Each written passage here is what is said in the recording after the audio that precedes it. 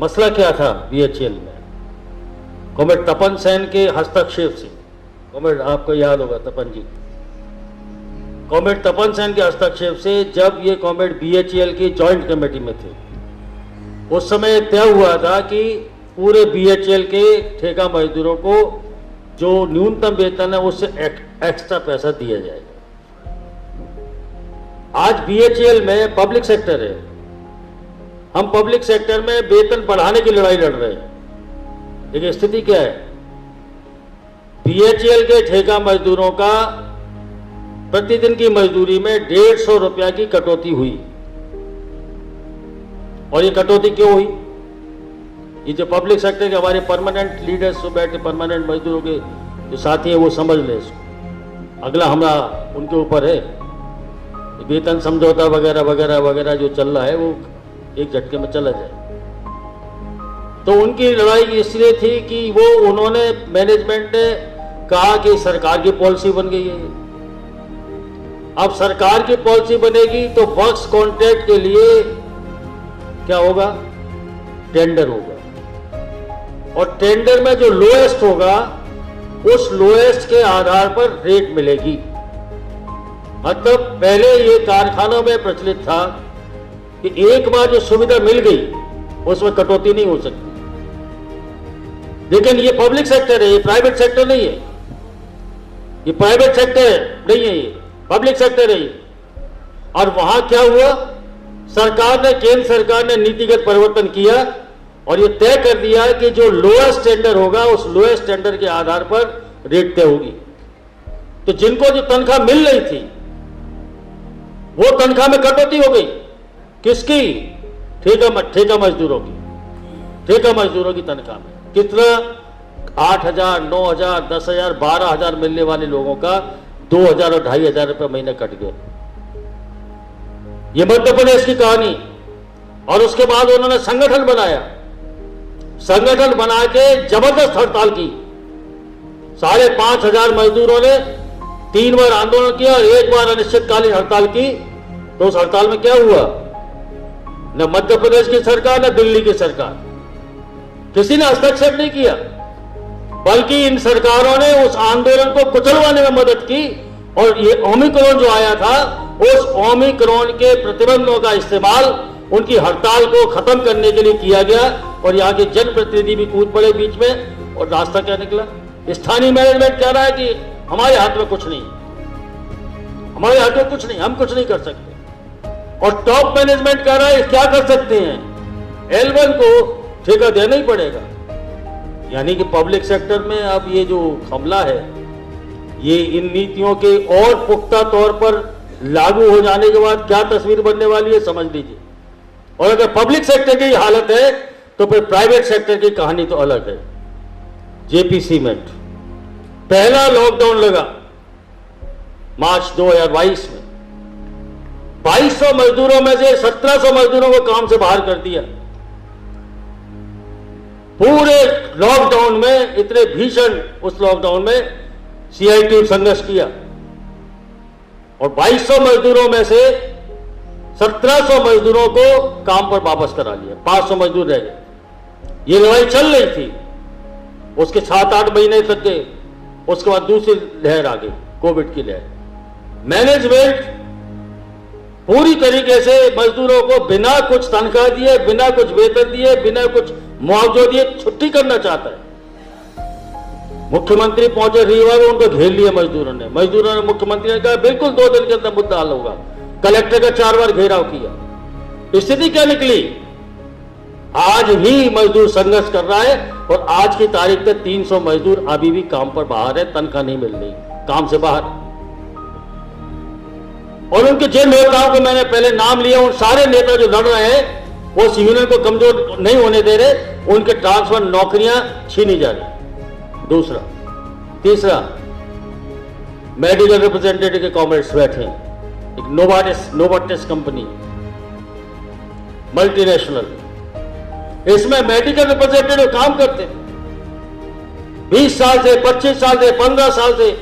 तनख्वाह भी अच्छी मिलती थी, पूरा परिवार का पालन पोषण के साथ साथ पूरी योजना भी बना रखी होगी उन्होंने। उसमें क्या हुआ?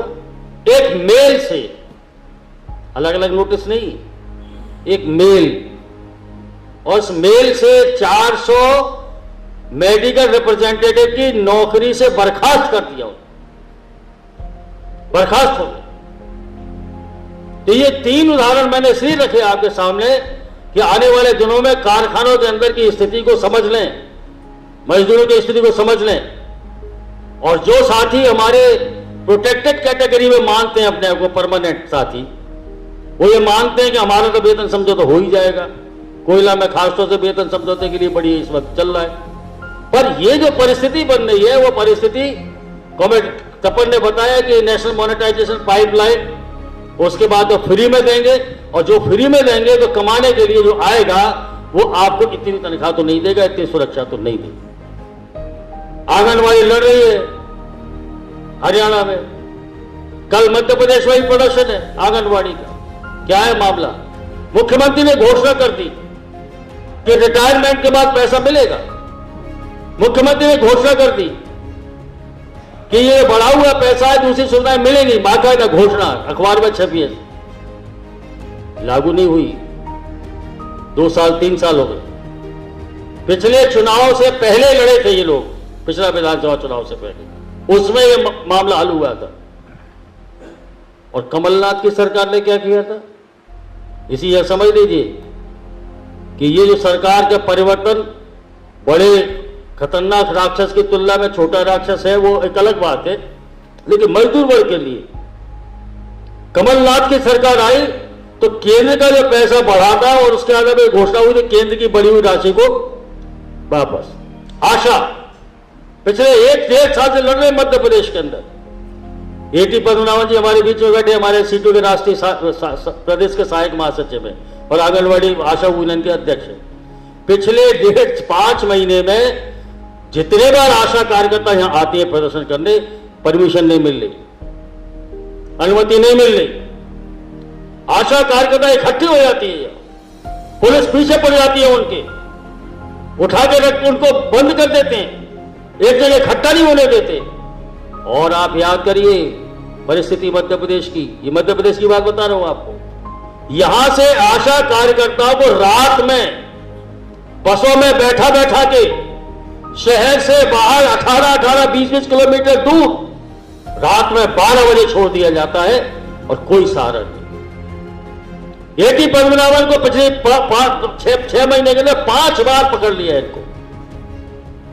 इनकी दूसरी यूनियन की लीडर लक्ष्मी का उसको भी पकड़। अभी परमिशन, कल के प्रदर्शन की परमिशन नहीं है,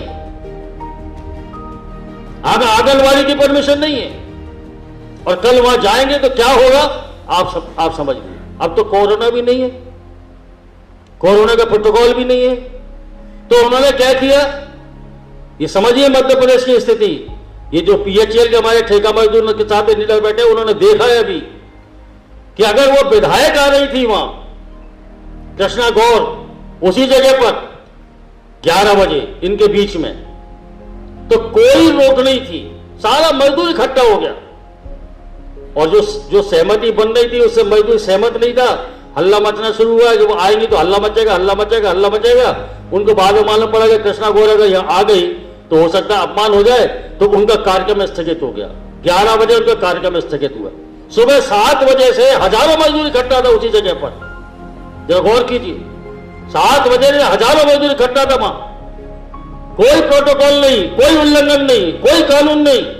और जैसे ही मालूम पड़ा कि कृष्णा गौर का कार्यक्रम स्थगित हो गया, वो नहीं आ रही, उसका उसी चौराहे पर पुलिस ने आगे ओमिक्रॉन ओमिक्रॉन कोविड कोविड चिल्ला के लाठी चला दी, भगा दिया वहां से, गाड़ियां उठा ले गए, गिरफ्तार कर लिया उनको। ये है हालत।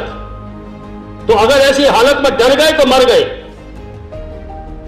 डर गए तो मर गए।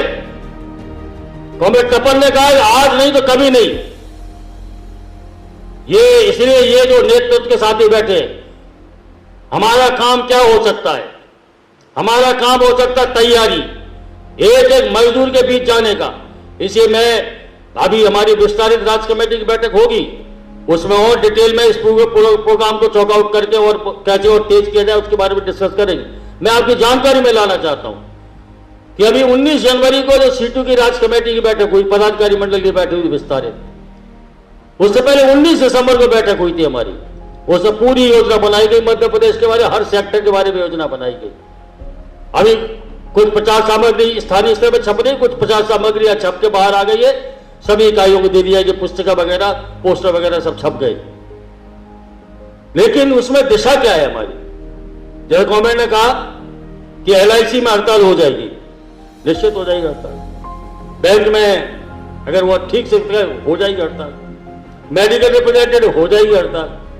हम सीटू के जो लीडर्स हैं यहां, कोयला में हड़ताल हो जाएगी तो कोयला में हड़ताल हो गई, बीमा में हड़ताल हो गई, बैंक में हड़ताल हो गई, मेडिकल में हड़ताल हो गई, और सीटू के नेता अपना सीना फुलाए घूम रहे, वाह साहब हड़ताल कामयाब हो गई, हड़ताल कामयाब हो गया, हड़ताल कामयाब हो गई। अरे वो तो होनी है।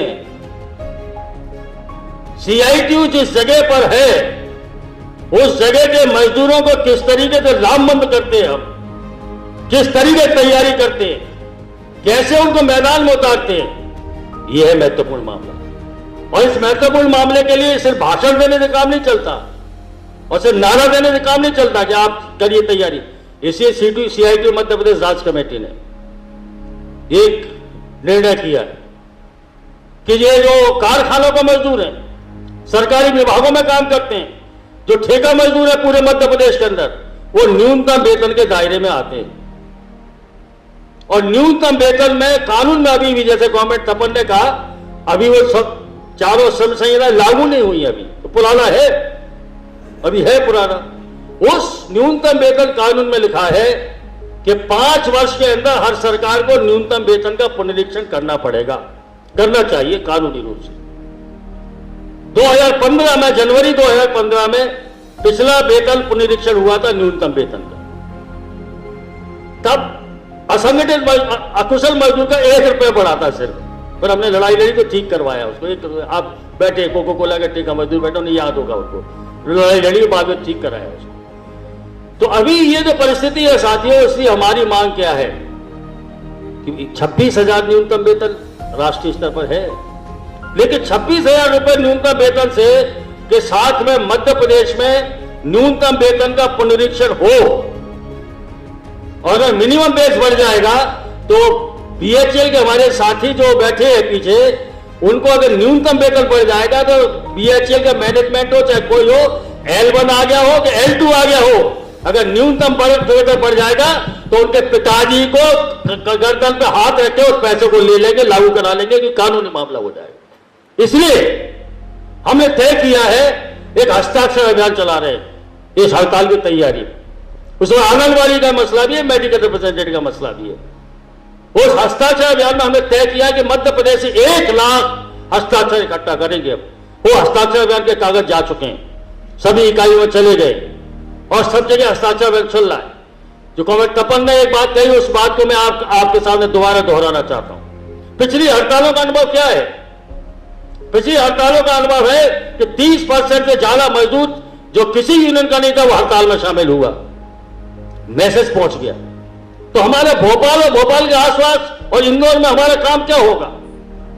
भोपाल, मंडीदीप, पीलूखेड़ी, पीथमपुर, इंदौर, ग्वालियर, मालनपुर, ये जो इंडस्ट्रियल एरिया है, इस इंडस्ट्रियल एरिया में आप तो सिंपली उस हस्ताक्षर अभियान के काम को कोयला का ठेका मजदूर, कोको कोला का ठेका मजदूर, BHEL का ठेका मजदूर, हस्ताक्षर अभियान के कागज लेके हस्ताक्षर शुरू करना है हमको।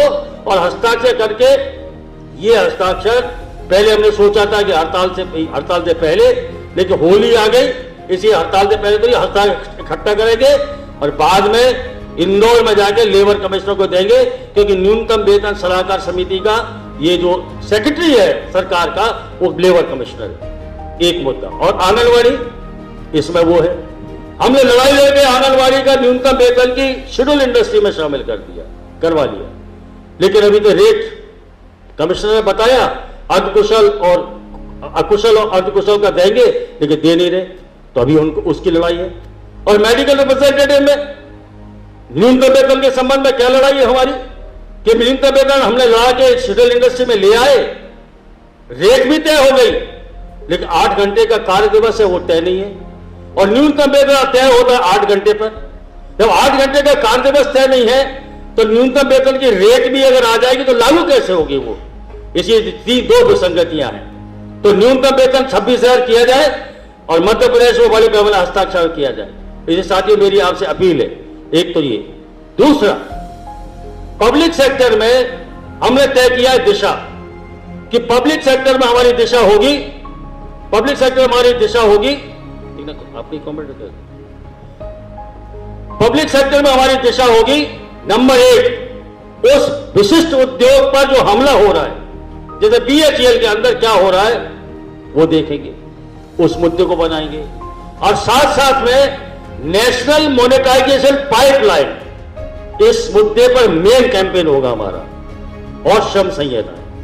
तो इसलिए हमारी आंगनबाड़ी में, दवा प्रतिनिधियों में, निर्माण मजदूरों में, हम्बाल पल्लेदार में, कारखाने के मजदूरों में दिशा है हमारी न्यूनतम वेतन का मुख्य अभियान और साथ साथ में श्रम संहिता है। और पब्लिक सेक्टर में हमारा डायरेक्ट दिशा है कि ये जो पूरा उनके उद्योग विशेष पर क्या हमला हो रहा है वो, उसके साथ नेशनल मोनेटाइजेशन पाइपलाइन और साथ साथ में श्रम संहिता। इसी साथियों, ये जो पूरा कार्यक्रम चल रहा है उसके बारे में पूरा प्रचार सामग्री का मैं आप सबकी जानकारी में लाऊं कि सीआईटी ऑल इंडिया सेंटर इस वक्त जितनी मेहनत कर रहा है, हर सेक्टर के बारे में बातचीत के बिंदु भेजे, और हमने सारी इकाइयों को वो भेज दिए। अभी हमने कहा उसके अंदर से एक जो मुख्य आर्टिकल था, जो मुख्य उसका हड़ताल की दिशा है, उसके आधार पर एक पुस्तिका भी छाप ली है अभी हमने, और इकाइयों को पुस्तिकाओं को दे रहे हैं। इसके साथ में हमने ये जो बातचीत के बिंदु हैं वो सारे बातचीत के बिंदुओं को एक जगह कंपाइल करके एक किताब छाप रहे हैं उसकी, और वो मेन कार्यकर्ताओं के लिए होगी, जो आज रात तक वो छप के आ जाएगी। वैसे वो थोड़ा लेट हो गया लेकिन आज रात तक कंप्लीट होकर आ जाए, तो मेन कार्यकर्ताओं के लिए उसमें जो, अगर आप पब्लिक सेक्टर में तो आप निर्माण मजदूर के बारे में समझ सकते हैं, रेलवे के बारे में जान सकते हैं, आप ईएसआई के बारे में जान सकते हैं, आप पीएफ के बारे में जान सकते हैं। अगर आप पब्लिक सेक्टर के नहीं है और आप असंगठित क्षेत्र के, तो आप पब्लिक सेक्टर के बारे में जान। हम सीटों के लीडर हैं, हमें याद रखना है कि यहां जो बैठे हैं हम हर यूनियन के प्रतिनिधि तो है, लेकिन हम सीआईटी के लीडर हैं, और सीआईटी के लीडर का मतलब है कि वो अपने उद्योग के अंदर तो अपना काम करेगा, बल्कि सीआईटी के परिप्रेक्ष्य के साथ, पर्सपेक्टिव के हिसाब से आम मजदूरों के बीच में उस तरीके से तैयारी करेगा। तो इसी साथियों, ये 2-3 जानकारी, क्योंकि आप में से अधिकांश साथी जो राज्य कमेटी के हैं और राज्य कमेटी बैठक में जिनको बैठना है उसमें तो नोट में शामिल है, पर बाकी साथी जो है इस लंच ब्रेक के बाद संभवतः उनको चले जाएंगे, तो आपकी जानकारी। तो मैं आपसे निवेदन करता हूं कि ये जो हड़ताल है, इस हड़ताल को हमको इस तरीके से देखना है कि ये आजादी जो की पहली जंग थी उसमें आजादी हासिल की, अब ये जो जंग है ये आजादी को बचाने और आजादी को बेहतर बनाने की जंग है अभी। इसलिए अब हमारी जिम्मेदारी है कि मजदूर वर्ग को जगाए, दूसरे मेहनत करने को साथ में ले, और इसके साथ साथ में इसमें आगे बढ़े। पिछली हड़तालों की तुलना में इस हड़ताल में एक और सकारात्मक पहलू है जिसके बारे में जानकारी आपकी होनी चाहिए। राष्ट्रीय स्तर से संयुक्त किसान मोर्चा जो है, वो संयुक्त किसान मोर्चा के, जैसे कॉमरेड तपन ने अपने उद्बोधन में बताया कि ये किसान आंदोलन अचानक पैदा नहीं हुआ था, ये मजदूर आंदोलनों के लिए जो वातावरण बनाया, उन्होंने प्रेरणा दी, उससे किसान आंदोलन पैदा हुआ। और जब 7 साल तक किसान आंदोलन चला तो सारी ट्रेड यूनियंस, खासतौर से सीआईटी ने बड़े पैमाने पर मदद की और करोड़ों रुपया पूरे देश से इकट्ठा करके उस आंदोलन को संचालित करने के लिए योगदान दिया। अभी किसान आंदोलन ने फैसला किया है कि ये जो मजदूरों की हड़ताल हो रही है, उस हड़ताल का हम पूरा समर्थन करेंगे। अरे समर्थन करने का मतलब क्या है? 23-24 फरवरी की थी, अब 28-29 मार्च। उसमें खासतौर से हमारी अखिल भारतीय किसान सभा और खेत मजदूर यूनियन, जो सीटू के समविचार संगठन है, मजदूर, खेत मजदूरों और किसानों, उन्होंने ये फैसला किया कि वो अपने सहयोगियों को इकट्ठा करके और पूरे संयुक्त मोर्चा को 5 एकजुट रखते हुए 28-29 तारीख को जब कारखानों की हड़ताल होगी, असंगठित क्षेत्र की हड़ताल होगी, तब किसान संगठन गांव बंद हड़ताल की कोशिश कर रहे। अरे गांव बंद हड़ताल का मतलब क्या है? ये ठीक है, मध्य प्रदेश में किसान आंदोलन उतना मजबूत नहीं है, लेकिन गौर कीजिए केरल पर, गौर कीजिए तमिलनाडु पर, गौर कीजिए कर्नाटक पर, गौर कीजिए आंध्र प्रदेश पर, गौर कीजिए पंजाब पर, गौर कीजिए हरियाणा पर, गौर कीजिए राजस्थान पर, गौर कीजिए पश्चिमी उत्तर प्रदेश में। मतलब हिंदुस्तान के कम से कम 15-16 ऐसे प्रदेश हैं जिन प्रदेशों में किसानों का बहुत बड़ा मजबूत आंदोलन है और ढांचा है। तो अगर 15-16 राज्यों में अगर पूरी ताकत से किसान हमारे साथ आएगा और बाकी प्रदेश में भी संयुक्त किसान मोर्चा के लोग अपनी ताकत के साथ में आएंगे, तो ये तय बात है, ये 20वीं हड़ताल की तुलना में 21वीं हड़ताल महान हड़ताल का रूप लेने वाली है। तो मैं गांव की एक कहावत करके अपनी बात समाप्त करता हूं। भैया बारात तो आ जाएगी, पर जिसकी बारात निकलना है उसको तो तैयारी करना पड़ेगी। ये बारात जो निकलनी है, ये हमारी आपकी तैयारी के आधार पर निकलनी है। बाकी बाराती तो आ जाएगी, किसान आंदोलन ये आ गए, वो आ गए, ठीक है, आ जाएगी। लेकिन जो हमको तैयारी करनी है, वो जितनी बड़ी तैयारी होगी, वो बड़ी तैयारी के साथ ही बाकी बारात भी बड़ी हो जाएगी। इसलिए सीआईटी के लोगों को एक और बिंदु जो राज्य कमेटी में चर्चा में आपकी जानकारी में ला रहा हूं, आपको ये शिकायत बंद कर देना होगी अपने अपने इलाके में। अरे कहा इंटेक आती नहीं है, एटेक आती नहीं है, एचएमएस आती नहीं है, ये तो आते नहीं है, ये शिकायत बंद करना है। आपको आज ये फैसला करके जाना है। ये हड़ताल का नारा सीआईटी के दम पर, सीआईटी के प्रयासों पर आया है। बाकी सब दस्तखत कर रहे हैं, सब भाग रहे हैं, कपकपा रहे, हिल रहे, लेकिन नीचे अगर जमीन में हम वातावरण बना देंगे मजबूत, तो हिल नहीं पाएंगे, भाग नहीं पाएंगे। और इसलिए हमें यह ध्यान रखना है कि अब से लेकर अभी तक जो हमने सांगठनिक तैयारी की है, अपनी यूनियनों के अंदर जो वातावरण बनाया है, अभियान जो जितना तेजी से चलना चाहिए उस तेजी से अभी अभियान नहीं चला है। तो इसलिए उस तेजी के साथ अभियान चलाने के लिए हमें पूरा प्रयास करना है। और बाकी यूनियनों की भूमिका को की आलोचना में नहीं पड़िएगा, उनकी भूमिका देखकर दिमाग में रखिएगा। बस सार्वजनिक टिप्पणी मत कीजिए किसी के बारे में, इंटक नहीं आ रही, एटक नहीं आ रही, एचएमएस नहीं आ रही, ये नहीं आ रही, सार्वजनिक टिप्पणी मत कीजिए। इनके बारे में इनकी भूमिका को समझिए और सीआईटी की भूमिका को और प्रखर बनाते हुए हम वातावरण बनाएंगे। और इसलिए साथियों, प्रयास हमें करना है और प्रयास करना हमारे हाथ में है। बाद में मजदूर हड़ताल में कितना हिस्सा लेगा उसकी हम कोशिश करेंगे, पर प्रचार के बारे में तो ये नहीं कह सकते हम मजदूर के पास जाएं, लोगों के पास जाएं, इसमें कौन रोक रहा है हमको।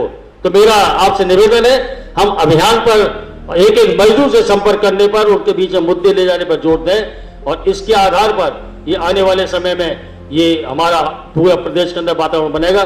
और मैं अब अध्यक्ष महोदय से आग्रह करता हूं कि आज की बैठक का समापन करें।